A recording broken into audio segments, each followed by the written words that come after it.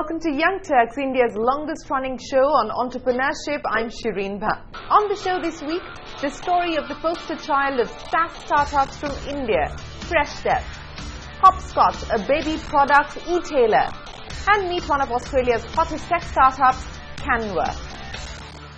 Our first guest on Young Turks today is Girish, the co-founder of Freshdesk, the company he set up in 2010 in Chennai. Now today, Freshdesk is considered the poster child of enterprise SaaS from India, with over 60,000 businesses in 145 countries using the SaaS-based customer support solution provided by Freshdesk. Girish has proved that Indian tech companies can build world-class products. Here's the Freshdesk story. What started as a 5-member team working out of a 1,000 square feet garage office in an obscure Chennai suburb to a 500 people strong organization with a swanky 60,000 square feet office in one of Chennai's premier IT parks, Girish Mathrubootham's Freshdesk has surely come a long way in 5 years. Girish founded Freshdesk in 2010 with his Zoho Corp colleague Shan Krishnaswamy to build a cloud-based customer support platform that could be used by companies of all sizes to better service their customers in the age of social media overload. What we identified as an opportunity in 2010 was the whole paradigm of customer support was changing. So customer support used to be a one-to-one conversation between the customer and the company, but what we observed was that's no longer the case. Today, customers want to talk to the company, customers want to talk to other customers, and if customers are unhappy with the brand, they want to talk about the company on Twitter and Facebook and so on. So that's when we thought, okay, the customer support tools of yesterday are not really solving this problem, so let's build a fresh customer support system, and that's why the name Freshdesk came about. See, we were 6 people till September 2011, right? And I would say when funding actually helped us to accelerate our plans. So we pretty much knew what we wanted to build. So to give you context, I spent 10 years at Zoho before Freshdesk. So I've managed a business unit and scaled to multiple $1 million of revenue. So I pretty much knew that what we had to build. It was not like we were trying to figure out product market fit or what we need to build, right? So we had a lot of aspiration, we had a lot of plans. Serving 60,000 customers, Freshdesk scores on usability. Because it is highly customizable, not just small and medium businesses and startups, but also enterprises use the Freshdesk product to manage their remote customer support. Businesses pay Freshdesk on a monthly or an annual basis based on the number of agents or users who will use the platform. We don't customize in the traditional sense of going in, sending in professional services consultants and actually writing custom code for enterprises. That's the old model.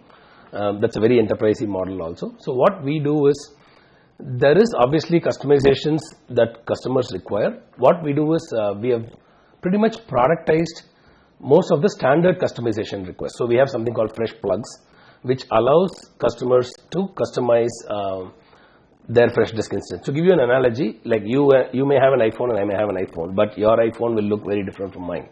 The reason for that is the apps, right? So that's the same way we have handled customization. So even though every customer may have Freshdesk, we have enabled customers to be able to build customizations themselves or through third-party developers to treat the core product as the same but change the behavior as per their needs. We also have APIs and we work with SI partners, system integrators who sometimes do customization work. Girish considers himself a product manager at heart with a strong bias towards good user experiences, and for him, ensuring all his team members are equally enthused is crucial. So in 2012, Girish integrated gamification into Freshdesk to turn customer support into a fun job. The feature Arcade, when turned on, allows Freshdesk agents earn points for issues they solve and move up an internal leaderboard. It's true that Bangalore has a lot more talent, but it's also true that Bangalore has a lot more competition. Right? You're fighting with the Flipkarts and the Olas and the Microsofts and the Yahoos of the world for talent. So in Chennai, Freshdesk has been fortunate enough to be the number one startup that comes to people's minds. So when somebody wants to work in Chennai and they want to work in a startup, so Freshdesk is their number one choice. We don't really believe in hiring people who have exactly solved the same set of problem or the same set of scale. We believe in hiring smart people and letting them learn on the job and figure out how to get stuff done. And also we hire a lot of freshers who we train. So we are willing to put in the time to build the people that we want to build the way we want them to be, rather than expecting ready-made talent. We look at really understanding the core talent of a person and matching the job role to that talent. So for example, what I'm saying is, if we have a Sachin Tendulkar, we want to make sure that he's batting up front.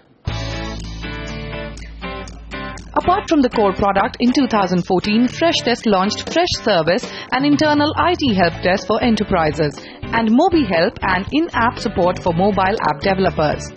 Fresh Service already has 1,500 customers across the world, and while these products were developed internally, Girish is not shy to go out and make acquisitions to ramp up its offerings.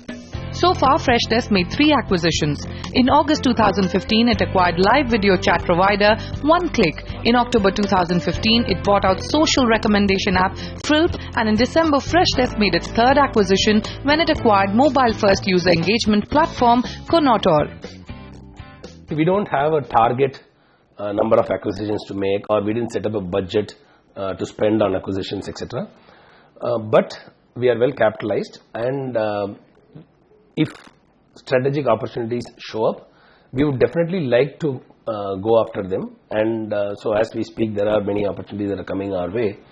And I think the way we look at it is, so we don't want to kind of compete or with every other. If somebody is just trying to shop around and get the best possible deal, we are not the right home for them. But if entrepreneurs believe in what we are doing, and if they believe that Freshdesk is the right home for them to continue building their dream by joining forces with a bigger army, right? So then that's the kind of companies that we are looking for. The company's dramatic scale-up has attracted some serious venture money. The company has so far raised $94 million over 5 rounds from marquee investors like Tiger Global, Google Capital and Axel Partners. It seems like we have come so far. But at the same point, as I say that, it also feels like it's just the beginning. So we have customers in 145 countries, right? Typically, if you look at any company, like if it's a US company, they first focus on the US market. They get to $20 million in revenue. Then they branch out into Europe, maybe build it to $50-60 million in revenue. Then they go to APAC. Freshdesk was global from day one. Our first customer came from Australia, right? The fact that we have customers from 145 countries and we are scaling, it looks like we have grown, but the reality is, in each of these markets, the contribution of our revenue is really small. It's really like little drops making a big ocean, right? So the headroom for growth in each of these markets is so tremendous that we believe that we just have to put our head down, focus on work, focus on execution. Well, Girish is already a part of our Young Turks mentor community, and here's wishing him and the team at Freshdesk all the best for the future. Time for us to take a break, but when we return on Young Turks, the story of Rahul Anand's startup HubSpot.in.